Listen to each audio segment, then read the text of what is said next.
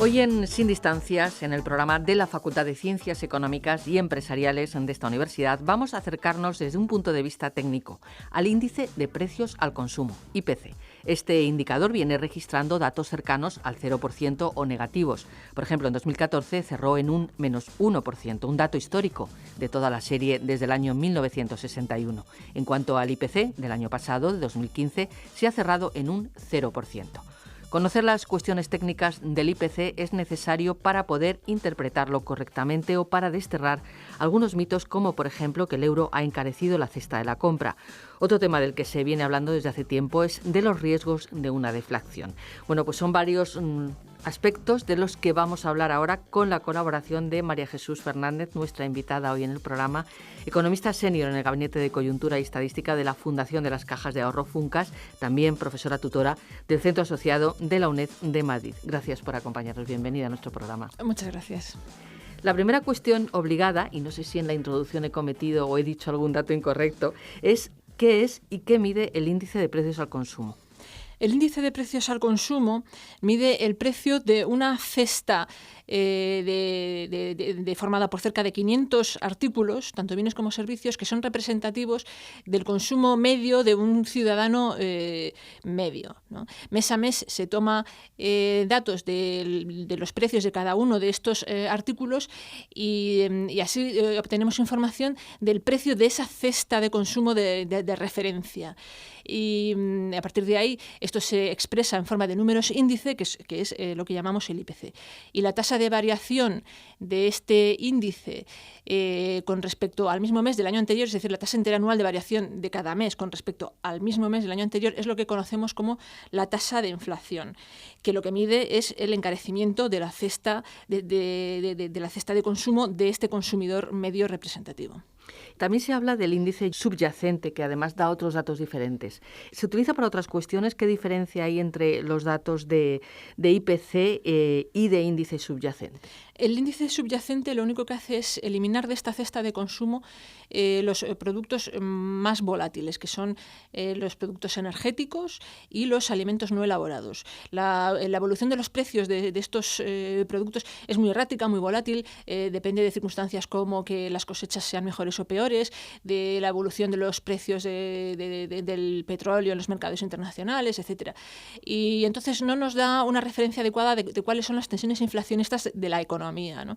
Entonces, extrayendo estos productos de la cesta de la compra, tenemos lo que llamamos el índice subyacente, ¿no? Y su tasa de inflación correspondiente es la tasa de inflación subyacente. Es una tasa más estable y nos da una indicación más adecuada de cuáles son las tensiones subyacentes en la economía. Si lo que queremos saber es cómo se ha encarecido nuestro nivel de vida, nuestra cesta de consumo, la referencia es el IPC general, pero si lo que queremos es analizar la evolución, digamos, de las tendencias, de las tensiones inflacionistas que hay en la economía, tenemos que recurrir al índice subyacente.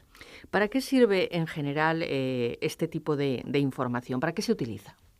En primer lugar, para el análisis de la coyuntura. Es un indicador básico del análisis de la coyuntura económica de un país, ¿no? La evolución del índice de precios. Es muy importante para conocer no solamente es cómo aumenta o disminuye la capacidad adquisitiva de los ciudadanos, poniéndolo en comparación con la evolución del salario medio. Si el salario medio crece por encima del índice de precios al consumo, o por ejemplo las pensiones o cualquier renta crece por encima del índice de precios al consumo, esto nos indica que se está ganando poder adquisitivo. Si crece por debajo significa que se está perdiendo poder adquisitivo. No solamente nos da información con respecto a esto, ¿no? con respecto a la evolución de la capacidad adquisitiva de los ciudadanos, también con respecto a las circunstancias coyunturales de la economía, porque nos informa de las tensiones inflacionistas. También acaba reflejándose la evolución de los precios. La inflación acaba reflejándose también en los costes de producción de un país y, por lo tanto, en la competitividad de un país. Por lo tanto, es un indicador de referencia básico para el análisis de la economía de un país. ¿Cómo se tienen en cuenta, María Jesús Fernández, en la cesta de bienes que compone el IPC, los cambios en los hábitos de consumo de los ciudadanos? La cesta de bienes que componen el IPC se renueva todos los años, ¿no? Todos los años, en enero, cambian las ponderaciones de cada uno de los artículos que componen el IPC conforme al cambio que cada uno de estos artículos ha tenido lugar en el peso dentro del presupuesto, ¿no? de cada hogar, ¿no? A partir de una encuesta anual, que es la encuesta de presupuestos familiares, que se realiza a unos 24.000 hogares, se obtiene información muy detallada de en qué productos se gasta y cuánto se gasta, ¿no? en cada uno de los hogares españoles. Y a partir de esa información se reelaboran los pesos de cada uno de estos artículos, y hay momentos en los que pueden aparecer artículos nuevos en la cesta de consumo en función de los resultados que se obtengan de esta encuesta de presupuestos familiares, o que pueden salir otros productos, ¿no? Por ejemplo, en los últimos años hemos visto cómo aparecían como productos nuevos en esta cesta de consumo, pues por ejemplo, la depilación láser o las tablets, y han desaparecido de la cesta de consumo, por ejemplo, los alquileres de películas, ¿no? Este proceso se realiza todos los años al objeto de que precisamente sea un buen indicador actualizado en cada momento del coste de la vida en función, claro, del peso que cada uno de los artículos que componen la cesta de consumo tiene en cada momento en el presupuesto de cada familia. ¿Qué grupos, se puede decir así, qué grupos de datos son los que han crecido en precios y los que más han disminuido, según estos últimos datos que manejamos del IPC general? Pues los únicos precios que han disminuido recientemente, ¿no? desde hace 2 años, son los precios de los productos energéticos. Realmente el único componente del IPC cuyos precios están ahora mismo en tasas negativas son los productos energéticos. El resto de grandes grupos en los que se puede descomponer el IPC, que es alimentos elaborados, alimentos no elaborados, bienes industriales y servicios, aparte de estos productos energéticos, el resto presentan tasas de inflación positivas ahora mismo. En algunos casos, como en el caso de los bienes industriales, muy reducidas, en torno al 0,5%. Ha habido momentos en los que las tasas de inflación de este componente han sido también negativas, pero siempre se ha movido en niveles muy reducidos y ahora mismo está en niveles positivos. El componente del IPC que suele presentar siempre una tasa más elevada es los servicios, ¿no? Los servicios son siempre el componente con una mayor tasa de inflación. Esto es habitual en todos los países porque los servicios no están sujetos a competencia internacional, ¿no? El resto de productos están sujetos a competencia internacional y eso limita las posibilidades de subida de precios, ¿no? Hay otros indicadores de precios. ¿En qué se diferencia el IPC, el índice de precios al consumo, de otros como el deflactor del PIB o el índice de precios industriales? El índice de precios al consumo nos está reflejando la evolución de los precios de una cesta representativa de bienes al consumo, bienes o servicios. Y una cesta que, como he dicho, es representativa de los hábitos de consumo de un hogar medio, ¿no? El deflactor del PIB es otro indicador muy importante de precios, pero lo que nos está indicando es la evolución de los precios de todos los bienes y servicios producidos dentro de una economía, y solo los producidos en esa economía. Es decir, nos está dando una indicación de cómo evolucionan los precios, no solamente de los bienes destinados al consumo final, sino de todo tipo de bienes producidos, es decir, bienes de equipo, bienes intermedios, etcétera. Y no en función del peso que tienen en una cesta de consumo, sino en función del peso que tienen dentro de la estructura productiva de un país. Y el IPC, sin embargo, nos está informando solo de los bienes que forman parte de la cesta de consumo y no solo de los producidos interiormente, sino también de los importados, ¿no?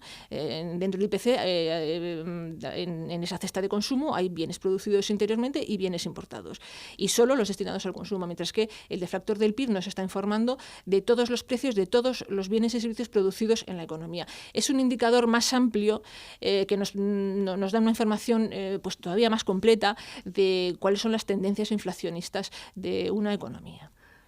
Con respecto a la diferencia entre el índice de precios al consumo y el índice de precios industriales, el índice de precios industriales nos mide solo la evolución de los precios de los bienes fabricados en España, bienes industriales, en este caso ya no estamos hablando de servicios, solo de bienes industriales, y es el precio a salida de fábrica. Nos está informando ya de otro tipo de precios, ¿no? Del proceso de formación de precios en origen, ¿no? en el momento de su producción, es decir, las tensiones inflacionistas por el lado de la oferta.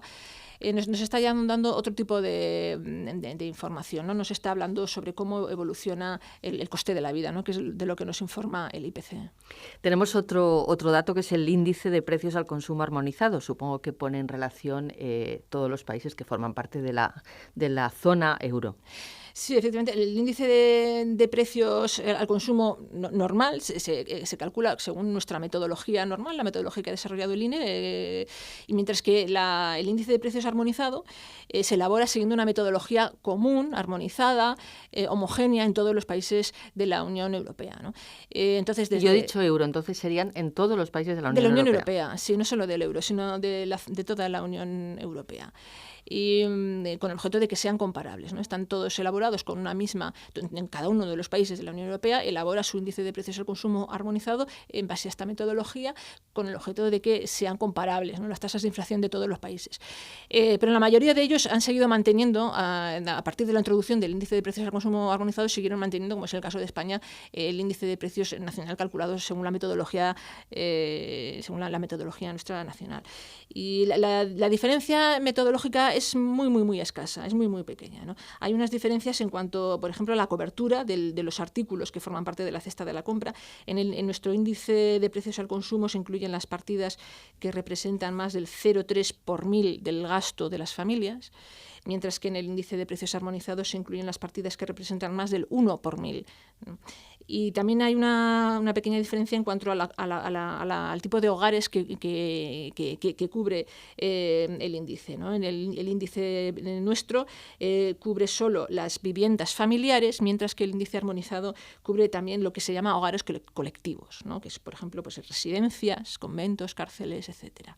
Luego también hay pequeñas diferencias en cuanto al tratamiento de algunas partidas. Por ejemplo, en el caso español hay una diferencia entre el índice español y el armonizado en cuanto al tratamiento de seguros y automóviles usados. Pero en definitiva son muy escasas diferencias que tienen un impacto muy escaso en el índice, de tal forma que las tasas de inflación medidas por uno y por otro son muy parecidas. Apenas hay una décima de diferencia habitualmente entre la tasa de inflación medida por uno y otro. Le iba a preguntar esa cuestión, ya está respondida. Desde mediados de 2014 la tasa de inflación ha sido negativa en España casi todos los meses. ¿Significa esto que estamos en deflación? Ahí está otra de las grandes cuestiones sobre este tema. Si entendemos por deflación una tasa negativa de variación de los precios, sí, pero en economía, en la economía tenemos una definición más amplia del concepto de deflación. Se entiende deflación o se debe de entender como una caída generalizada, es decir, que afecte no solamente a un producto, a un grupo de productos, sino que sea generalizada, que afecte a la mayoría de los bienes que componen la cesta de consumo, y persistente, ¿no? Que tenga una duración, que no sea algo transitorio. Y en un proceso deflacionista consiste en que caen los precios de la economía, cae la actividad económica, cae el gasto, cae la inversión. Es un proceso que a veces se autoalimenta, ¿no? Se suele decir que los consumidores, al tener en perspectiva que los precios de los bienes van a caer, posponen sus decisiones de gasto, lo cual hace que caiga todavía más el consumo, que caigan todavía más los precios. En fin, este tipo de espiral es lo que nosotros conocemos como una espiral deflacionista, y es el concepto, digamos, más amplio, más completo que tenemos por deflación. Y en esta circunstancia no estamos en absoluto, ¿no? En primer lugar, porque la tasa negativa de inflación que tenemos ahora mismo obedece, como ya he dicho antes, exclusivamente a los productos energéticos, que es el único componente que ahora está en tasas negativas, y el resto de componentes están todos en tasas positivas, ¿no? Y además no estamos en un contexto de caída del consumo, caída de la actividad económica, etcétera, sino todo lo contrario, estamos en un contexto de recuperación de la actividad, de recuperación del consumo, etcétera.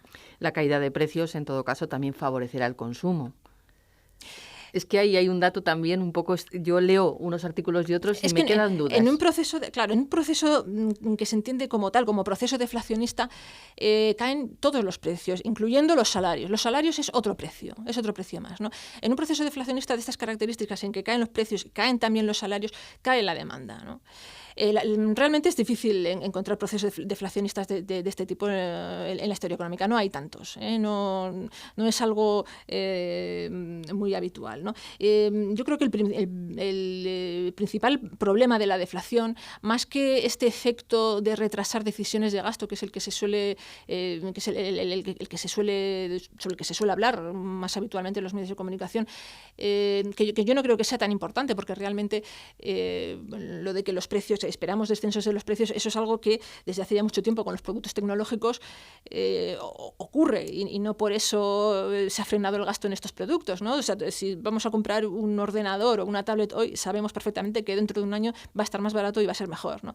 Es decir, esto ya viene sucediendo desde hace mucho tiempo con muchos productos, y esto no afecta para nada a su consumo. Yo creo que el efecto más importante de la deflación no procede de ahí, sino que procede de cuando una economía está muy endeudada. Cuando una economía está muy endeudada y efectivamente es un proceso deflacionista generalizado que afecta también a los salarios nominales, esto supone un aumento del peso de la deuda, ¿no? Un ciudadano, cuando se endeuda por una cantidad que no se reduce. O sea, esa cantidad nominal de la deuda va a permanecer constante a lo largo del tiempo hasta que cancele esa deuda, ¿no?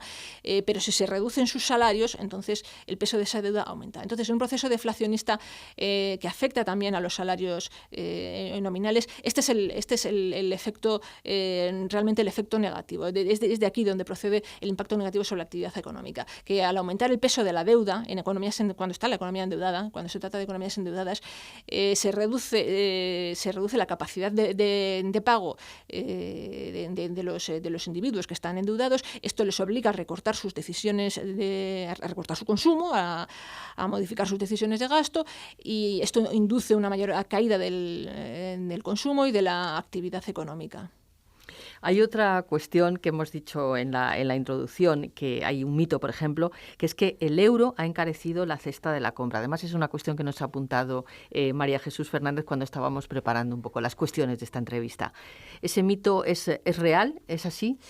Pues no, siempre se suele decir que, claro, que con la peseta las cosas eran más baratas. Claro que eran más baratas porque la peseta era hace 15 años, pero no porque los precios hayan subido con el euro más de lo que hubieran subido con la peseta. No, parece que nos olvidamos de que con la peseta los precios también subían, y además subían más, ¿no? Mira, te voy a dar unos datos. Entre 2001 y 2015, la tasa de inflación anual media, de media, ha sido del 2,3%. Mientras que en los 14 años anteriores, con la peseta, la tasa de inflación anual fue, la media de la tasa de inflación durante esos años fue del 4,75%, ¿no? Es decir, que desde 2001 hasta 2015 la cesta de consumo se ha encarecido un 36%. Y en los 14 años anteriores se encareció un 81%. Es decir, que la tasa de inflación, el ritmo al que crecen los precios, el ritmo al que se encarece la cesta de consumo, ha sido considerablemente más baja con el euro que lo que era con la peseta. Bueno, como es lógico, pregunta obligada, María Jesús Fernández trabaja en FUNCAS, en la Fundación de las Cajas de Ahorro, precisamente en ese gabinete de coyuntura y estadística que ellos tienen, que publican un montón de información, que es un referente para los analistas. El comportamiento actual del IPC, ¿cómo lo ve usted? ¿Y qué previsiones están valorando? Porque además creo recordar que la semana pasada han publicado los últimos datos sobre este comportamiento.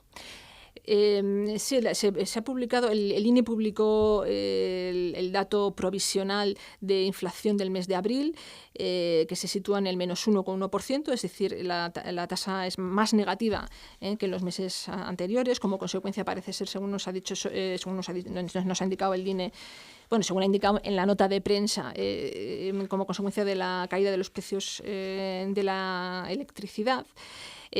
Todavía no conocemos el desglose completo, la composición de esta por grupos de productos de esta tasa de inflación, pero con respecto a las previsiones hay que tener en cuenta que están muy condicionadas por las hipótesis que hagamos en cuanto al comportamiento del precio del petróleo, ¿no? Sobre todo con lo que respecta a las previsiones relativas a la tasa general de inflación, ¿no? Como he dicho, el precio del petróleo y también los productos no elaborados, pero últimamente sobre todo el precio del petróleo, inducen una volatilidad muy acusada en la evolución del índice de precios al consumo, ¿no? Como consecuencia de su impacto directo sobre algunos de los componentes que tienen un peso importante, ¿no? en la cesta de la compra.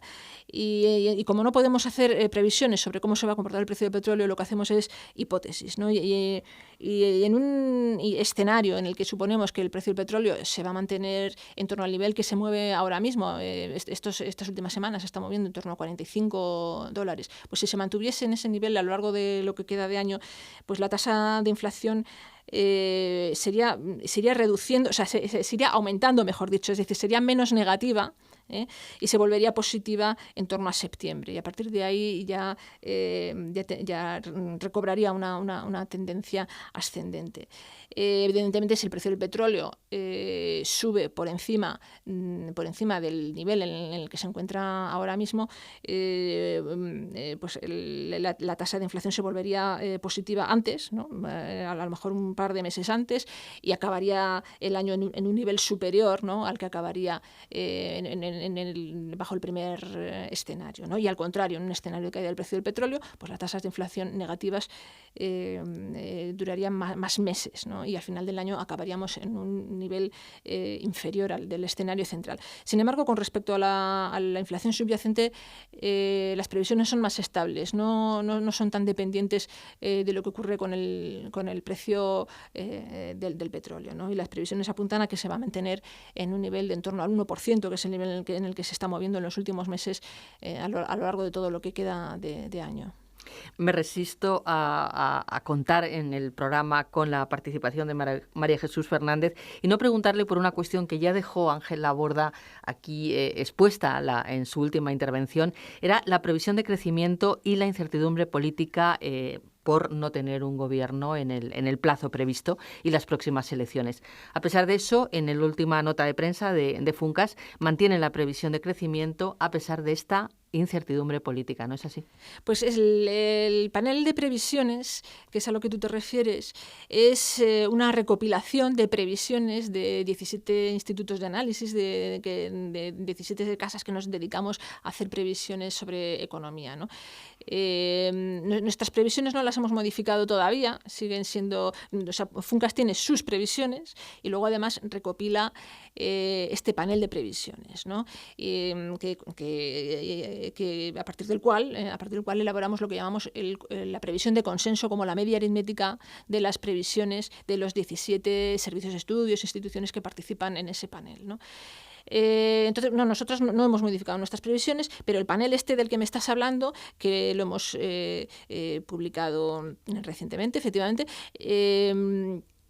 y que consiste en esta recopilación de previsiones, mantiene esa previsión de consenso. Es decir, los participantes en este panel, los 17 servicios de estudios, institutos de análisis que participan en este panel, no han modificado su previsión, digamos, media de consenso de crecimiento económico, ¿no? Que se mantiene en un 2,7% para este año y un 2,3% para el año próximo, ¿no? Y sí, efectivamente parece que la incertidumbre política no está afectando de momento a las previsiones y no parece tampoco que haya afectado por ahora, al menos, a la actividad económica, ¿no? Los principales indicadores económicos mantienen un comportamiento pues en línea con lo que ya habíamos anticipado, ¿no? Antes de que se produjera todas estas circunstancias políticas. No se observa una paralización más intensa de actividad o de contratación de mano de obra, etcétera, al menos en los primeros meses del año, ¿no? Lo cual no quiere decir que esta circunstancia no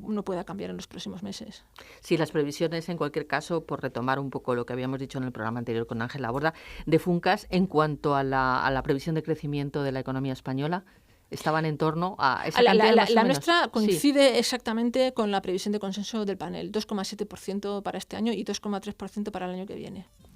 Bien, pues muchísimas gracias. Ya hemos llegado al final de esta entrevista. Hemos contado hoy con la participación de María Jesús Fernández, economista senior del Gabinete de Coyuntura y Estadística de FUNCAS y profesora, decíamos, tutora del Centro Asociado de la UNED de Madrid. Gracias por explicarnos las tripas, cómo es por dentro el IPC, qué significa, qué información nos da y hasta una próxima ocasión. Ha sido un placer. Gracias a vosotros.